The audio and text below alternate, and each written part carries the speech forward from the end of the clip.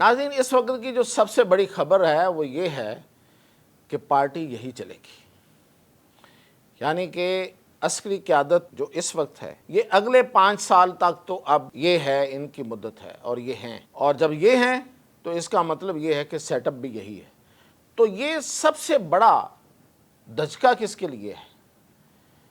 کس کو سب سے بڑا سیٹ بیک اس کا ملے گا؟ یہ جو آرمی ایکٹ اور اس سے پہلے جو 27ویں ترمیم، یہ 27ویں ترمیم کے تحت دراصل آرمی ایکٹ میں آج تبدیلیاں ہوئی ہیں۔ اس کی تفصیلات کے ساتھ میاں طاہر۔ تو دیکھیں ہوا کیا ہے، ہوا یہ ہے کہ آرمی چیف جو کہ فیلڈ مارشل بھی ہیں، اور فیلڈ مارشل ایک ٹائٹل ہے، فیلڈ مارشل اس لیے ہیں کہ انہوں نے جنگ جیتی ہے، مئی کی بھارت کے خلاف جو مئی میں ہونے والی جنگ ہے، اور جسے نو ڈاؤٹ کہ میں اکیلا نہیں کہتا، پوری دنیا کے جو ایکسپرٹس ہیں، خاص طور پہ جو ڈیفنس ایکسپرٹس ہیں، وہ اس کو دنیا کی سب سے بڑی، سب سے تیز ترین، سب سے جدید جنگ کہتے ہیں، کیونکہ یہ ایک ایسی جنگ ہے جس میں جدید ترین ہتھیاروں کا استعمال ہوا، جدید ترین ٹیکنالوجی کا اور ٹیکنیکس کا استعمال ہوا، یعنی کہ ایک ٹیکنیکس کی جنگ تھی، یہ پاور سے زیادہ ٹیکنیک کی جنگ تھی، جس نے اچھی ٹیکنیک یوز کی، جس نے اگریسو ہو کے اور جس کے پاس زیادہ بہتر اسٹریٹجی تھی، وہ جیت گیا۔ تو اس جنگ کو جیتا اور جس کو اس نے لیڈ کیا وہ سید عاصم منیر، آرمی چیف۔ یہی وجہ ہے کہ ان کو پھر فیلڈ مارشل کا عہدہ ملا، کیونکہ ٹائٹل ملا ان کو، یہ لقب ملا کہ انہوں نے جنگ جیتی۔ اب جب وہ جنگ جیت گئے ہیں اور ان کے ساتھ پھر جو ایئر مارشل، ہمارے chief air marshal Zaheer Sidhu صاحب جو ہیں، وہ ان کا کمال، ان کی اپنی مہارت، اپنی ذاتی مہارت، جہاز اڑائے، اور پھر یہ کہ اپنے ٹیم کو لیڈ کیا، اور انڈیا کو کیا کہتے ہیں وہ ناکوں چنے چبائے، بلکہ اس سے بھی کوئی بڑی بات ہونی چاہیے۔ نیول چیف نے اپنا رول پلے کیا، وہ اپنے محاذ پہ ڈٹے ہوئے تھے، اور جو ان کا وہ تھا، ان کا ایک بہت بڑا پرائیڈ تھا، وکرنت، اس کو آگے نہیں ہلنے دیا، بلکہ آگے آیا اس کو پیچھے دھکیل دیا، تو وہ اپنی جگہ پہ۔ اور پھر ابھی جو انہوں نے سرکریک پہ جا کے بات کی ہے اور کھڑے ہو کے وہاں پہ کہا ہے کہ سرکریک کو کوئی حاصل کرنے کا، اس طرف دیکھنے کا کوئی سوچے بھی نہ، اور یہ تھا دراصل،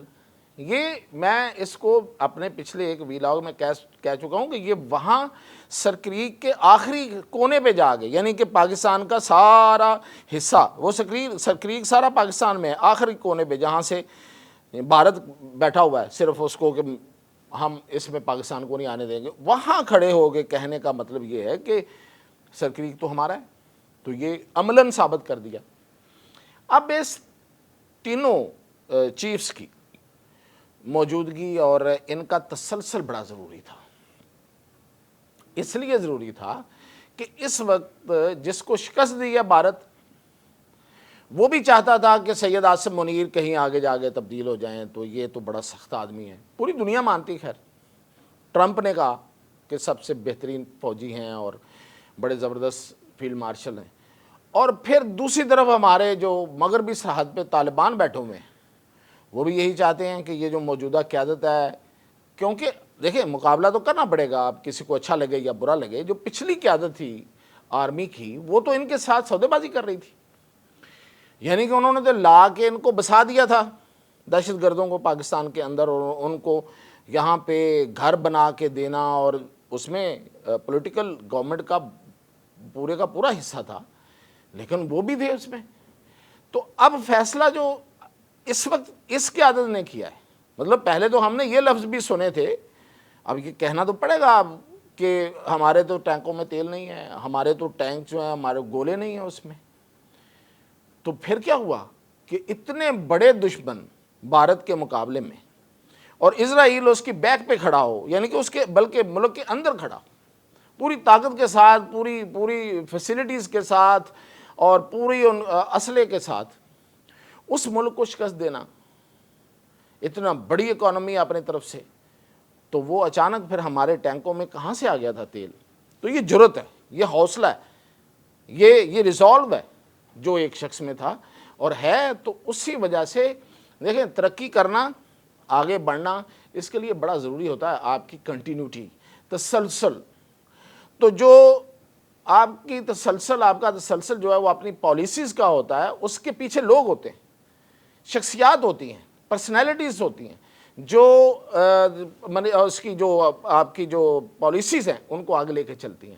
تو اس وقت جو شخصیات تھیں جنہوں نے اتنی بڑی کامیابیاں حاصل کی،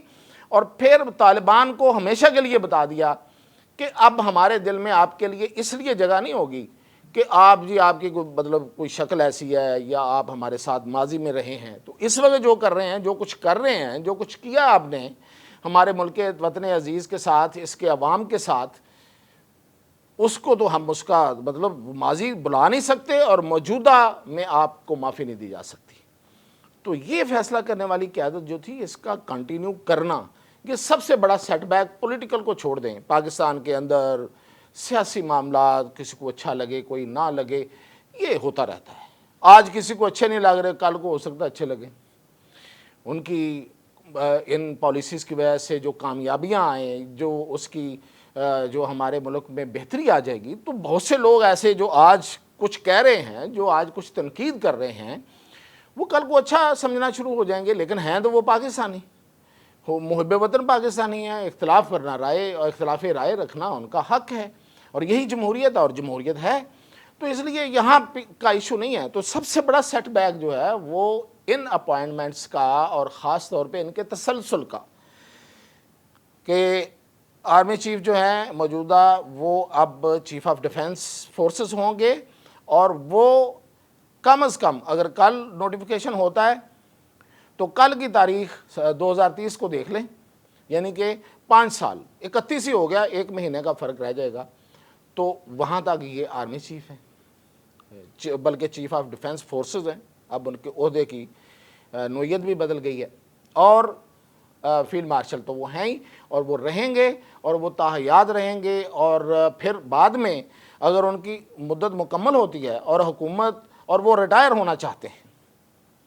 اگر حکومت اس میں ایکسٹینشن دینا چاہے تو اس کا آپشن بھی موجود ہے، یعنی کہ اگلے مزید 5 سال، تو وہ آپ چلے جائیں، پھر 35-36 بنتا ہے جا کے،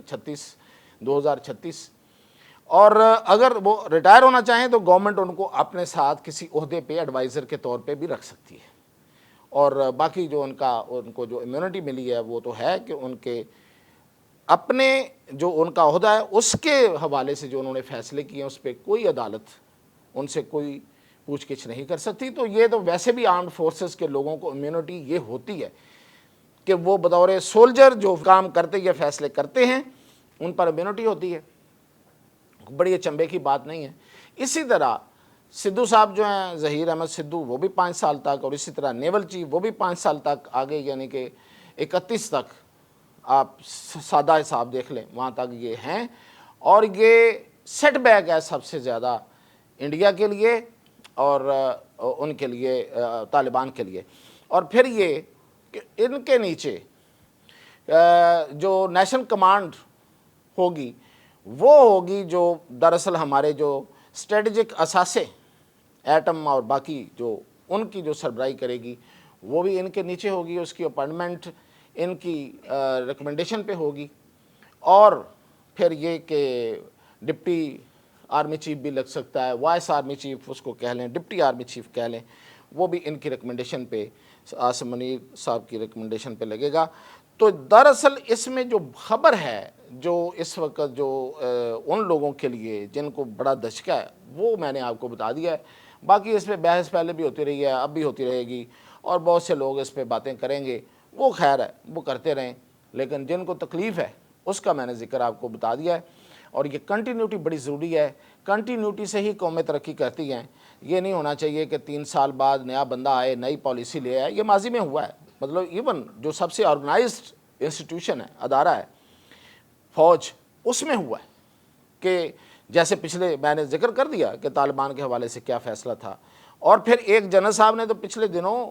جو اس سیٹ اپ میں موجود تھے، جنرل یاسین ملک، انہوں نے تو یہ تک بھی بتایا کہ 2019 میں جب انڈیا نے اٹیک کیا تو اس وقت کے جو آرمی چیف تھے، وہ باجوہ تھے، نام لے لیتے ہیں، تو وہ نہیں چاہ رہے تھے جواب دینا۔ تو پھر کچھ 2 اور جرنیل تھے، جس میں chairman joint chief of staff بھی تھا، انہوں نے کہا کہ نہیں، ہمیں ہر صورت اس کا جواب دینا چاہیے۔ تو یہ ہوتی ہے، یہ تو فرق تو پڑتا ہے. تو اب یہ ہے کہ یہ کنٹینیوٹی ہوگی پوری دنیا میں. ہماری جس طرح ٹریجیکٹری بن رہی ہے ہماری، اور جس طرح ہماری پوری دنیا میں عزت و احترام میں اضافہ ہو رہا ہے، تو اس کے لیے یہ تسلسل بہت ضروری تھا، اور اس کو اب یقینی بنایا گیا ہے. یہ تھی اب تک کی اپڈیٹ.